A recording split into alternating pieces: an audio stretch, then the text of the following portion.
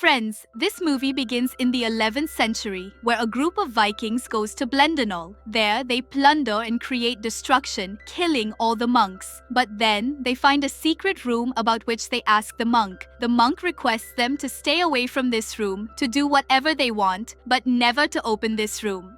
However, the Vikings kill the monk and forcefully open the room. Inside, they do not find any gold or silver, but instead, a wolf cub.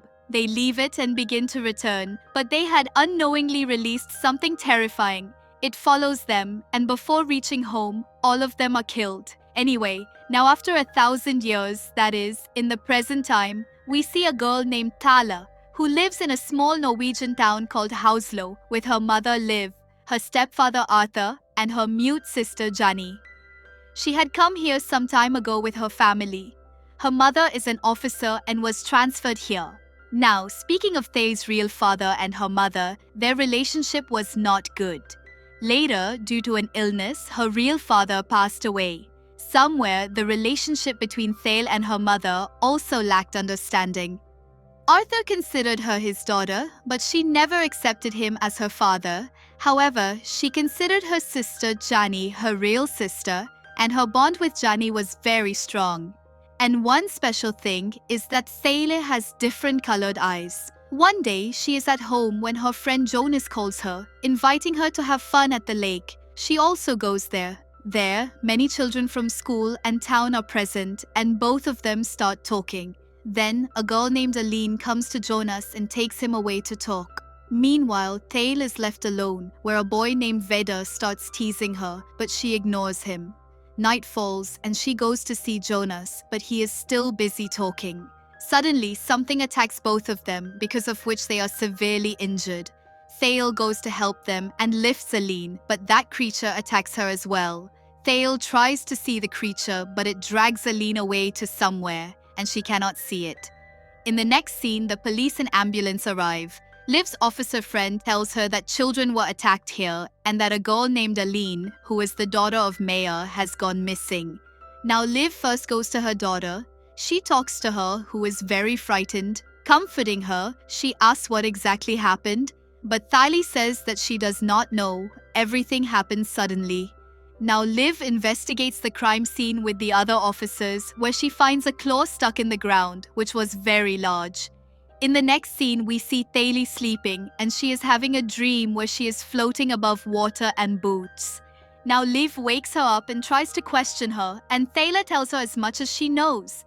In the next scene, Liv and her officer friend come to alert school, but they do not find out much there. In the evening, Liv brings Thayle back home, and Thayle asks her if she does not miss her father. To this, Liv says that she had tried very hard to keep her relationship right, even after he fell ill. But Thayle ignores her words. At this point, Thayle does not want to understand anything. That night, Liv researches animals online, where she finds that the claw they discovered closely resembles that of a wolf. She calls Violet and tells her that they will have to send a hunting party into the forest. To this, they say that they cannot send such a hunting party there unless it is confirmed that Aline was attacked by a wolf. To this, Liv says that if a wolf is roaming freely in the forests, it could be very dangerous. He replies that it is not necessary that it is a wolf. Hearing this, Liv becomes very disappointed. The next morning, while Thayle is having breakfast, Liv receives a call saying that Aline's body has been found. Hearing this, Thayle becomes a little disturbed. She goes to the hospital, and there the doctor shows her the body, which is in a very bad condition. The doctor says that the backside of the body looks burned, as if it had been dragged for a long distance. Liv feels that perhaps the wolf theory may be correct, which means there is some danger in the forest.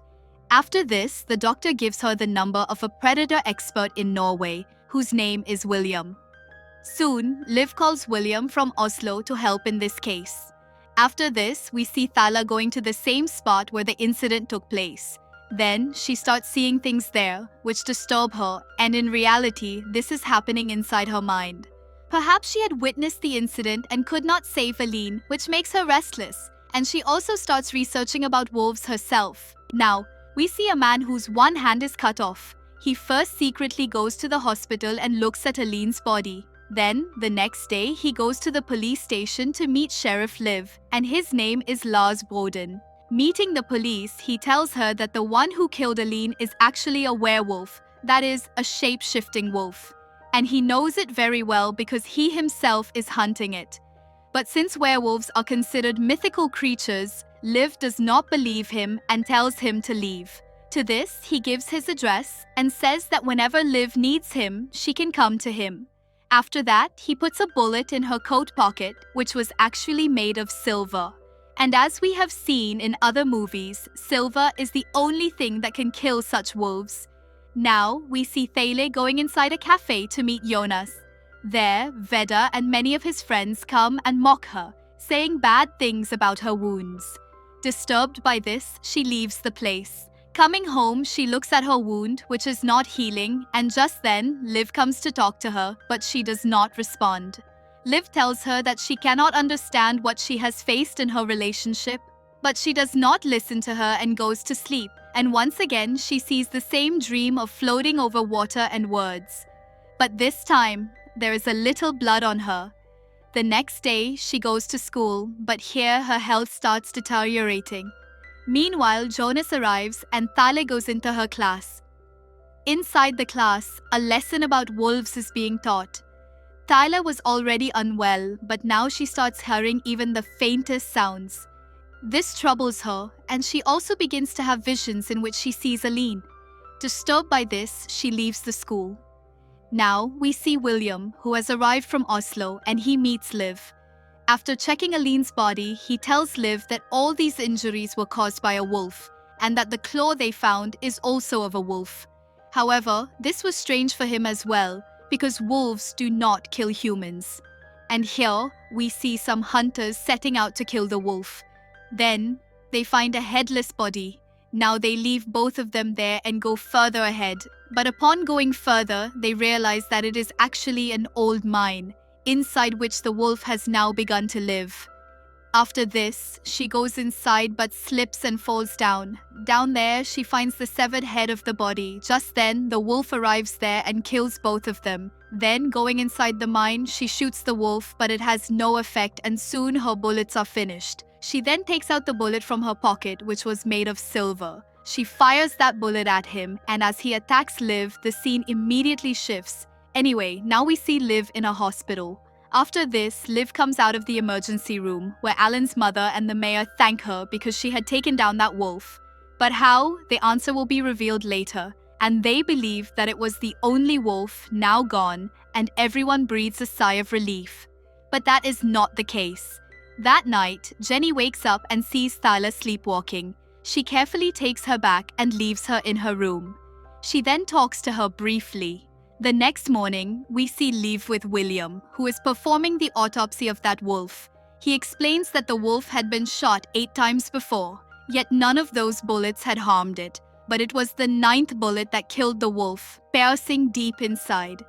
William also reveals that the nail Liv had found actually belonged to this wolf. But the strange part is, how did it regenerate its nails, something only werewolves can do? At that moment, Liv remembers the words of that man. The two of them go to meet him and they tell him the whole story. He tells them that he has been hunting this wolf for 2 years, ever since it attacked a child in Russia. He explains that this wolf spreads like an infection, turning anyone it reaches slowly into a wolf. And the one Liv shot was an old wolf. To end this bloodline, they must all be destroyed. In the next scene, Thale receives a message from Jones and goes to meet him. As the two are talking, Thale suddenly begins to transform and attacks him. The next morning, Liv learns about Jonas and goes to see him. Friends, you will remember that Thale had been wounded by the wolf and the infection had spread inside her. She had become deeply troubled and even his face had started to resemble that of an animal. And so, she decides to leave everything behind. Liv also inspects the crime scene, realizing that she has made a grave mistake. Liv investigates the body and has William run the tests. Meanwhile, Thale boards a bus, and it happens to be the night of the full moon. Under the moonlight, Thale transforms into a wolf. Thale attacks everyone on the bus. At the same time, Liv learns about the bus accident. When she arrives, she finds Thaler's jacket, and at that moment, Liv realizes that Thaler is the werewolf. Meanwhile, Thaler returns home and approaches Jenny. Jenny is terrified, but by looking into her eyes, she realizes it is Thaler. She tries to communicate with her through sign language. For a moment, Thale calms down, but then Arthur arrives and is horrified by what he sees. Thale attacks him, but somehow Arthur manages to escape with Jenny. The wolf then heads toward a cafe filled with people and slaughters everyone there. Jenny arrives and tries to calm her down, but just then, William and Liv arrive, warning Jenny to stay away. William fires a tranquilizer dart at the wolf, but it has no effect. This enrages the wolf even more. The group runs and hides inside a shop. The wolf desperately tries to break inside the shop. Just then, Lotz rams his van into the wolf.